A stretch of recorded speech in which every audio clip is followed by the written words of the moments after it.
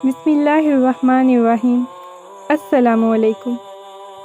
بلا شبہ آقائے دو جہاں صلی اللہ علیہ وآلہ وسلم کا سفر طائف کا قصہ ہر مسلمان کے قلب کو آپ دیدہ اور روح کو زخمی کر دیتا ہے، لیکن اس کے ساتھ ساتھ ہمیں اس واقعے سے یہ بھی پیغام ملتا ہے کہ روئے زمین پر اللہ سبحانہ و تعالیٰ نے آپ صلی اللہ علیہ وسلم سے زیادہ رحم دلی اور معاف کرنے کی صفت سے کسی کو نہیں نوازا۔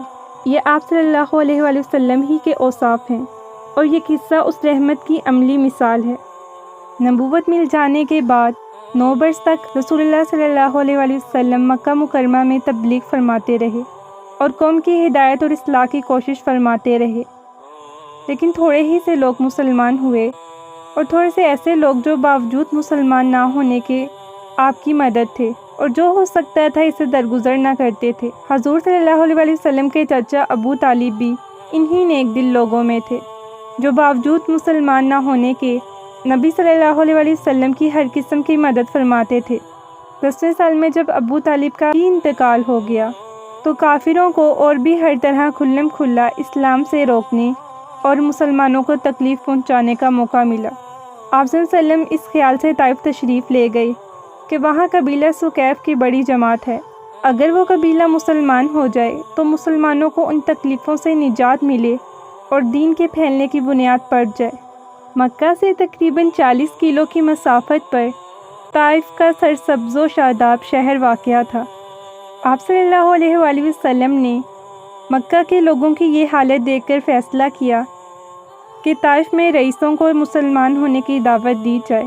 چنانچہ وہاں پہنچ کر قبیلے کے 3 سرداروں سے جو بڑے درجے کے سمجھے جاتے تھے گفتگو فرمائی اور اللہ کے دین کی طرف بلایا اور اللہ کے رسول کی یعنی اپنی مدد کی طرف متوجہ کیا، مگر ان لوگوں نے بجائے حق کو پہچاننے اور دین کی بات کو قبول کرنے کے بہت ہی بے ادبی اور گستاخی کا مظاہرہ کیا۔ کم سے کم عرب کی مشہور مہمان نوازی کے لحاظ سے مہمان کی خدمت مدارت کرتے، اس کی بجائے انہوں نے صاف جواب دے دیا۔ نہایت بے رخی اور بد اخلاقی سے پیش آئے۔ ان لوگوں نے یہ بھی گوارا نہ کیا کہ آپ یہاں قیام فرما لیں۔ نبی صلی اللہ علیہ وآلہ وسلم نے جن لوگوں کو سردار سمجھ کر بات کی تھی کہ وہ شریف ہوں گے اور مہذب گفتگو کریں گے، مگر وہ بد اخلاق اور گستاخ ثابت ہوئے۔ ان میں سے ایک شخص بولا کہ اوہو، آپ ہی کو اللہ نے نبی بنا کر بھیجا ہے۔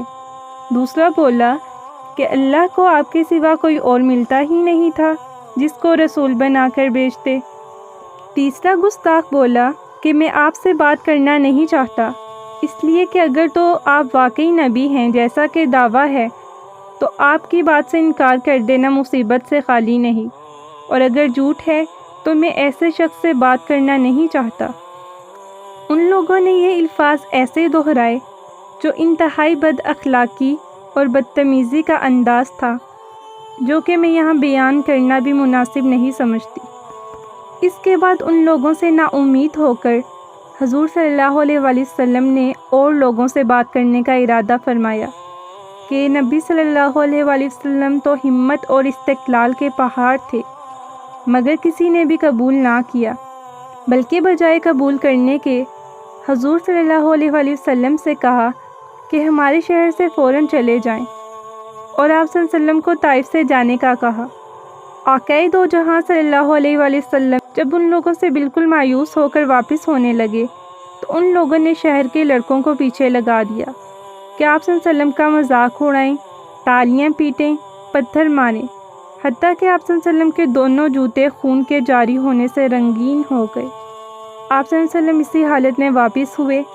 جب راستے میں ایک جگہ ان شریروں سے اطمینان ہوا تو آپ صلی اللہ علیہ وسلم ایک انگوروں کے باغ میں گئے اور اللہ جل شانہ کے سامنے جو دعا مانگی اس کا ترجمہ کچھ یوں ہے: اے اللہ، تجھی سے شکایت کرتا ہوں میں اپنی کمزوری اور بے کسی کی اور لوگوں میں ذلت اور رسوائی کی۔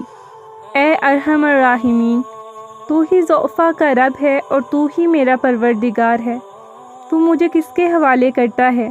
کسی اجنبی بیگانے کے جو مجھے دیکھ کر ترشرو ہو جاتا ہے اور منہ چڑھاتا ہے، یا کہ کسی دشمن کے جس کو تو نے مجھ پر قابو دے دیا؟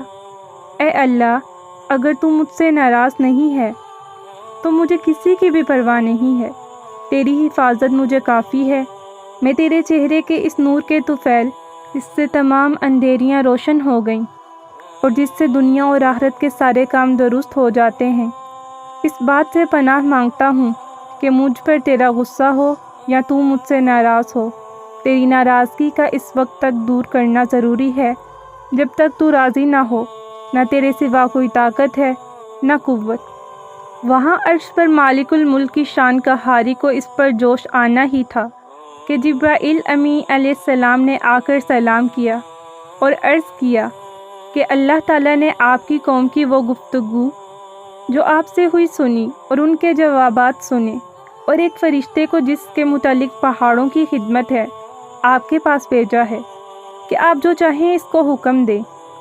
اس کے بعد اس فرشتے نے ادب سے سلام کیا اور عرض کیا کہ جو ارشاد ہو میں اس کی تعمیل کر دوں۔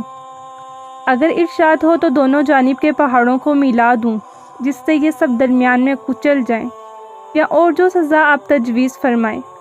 حضور صلی اللہ علیہ وآلہ وسلم کی رحیم و کریم ذات نے جواب دیا کہ میں اللہ سے اس کی امید رکھتا ہوں کہ اگر یہ مسلمان نہیں ہوئے تو ان کی اولاد میں ایسے لوگ پیدا ہوں جو اللہ کی پرستش کریں اور اس کی عبادت کریں اور اس کا کسی کو شریک نہ ٹھہرائیں۔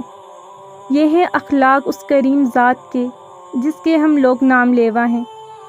رحمت للعالمین نبی آخر الزمان صلی اللہ علیہ وآلہ وسلم نے اتنی سخت تکلیف اور مشقت اٹھانے کے باوجود نہ بددعا فرماتے ہیں نہ کوئی بدلہ لیتے ہیں۔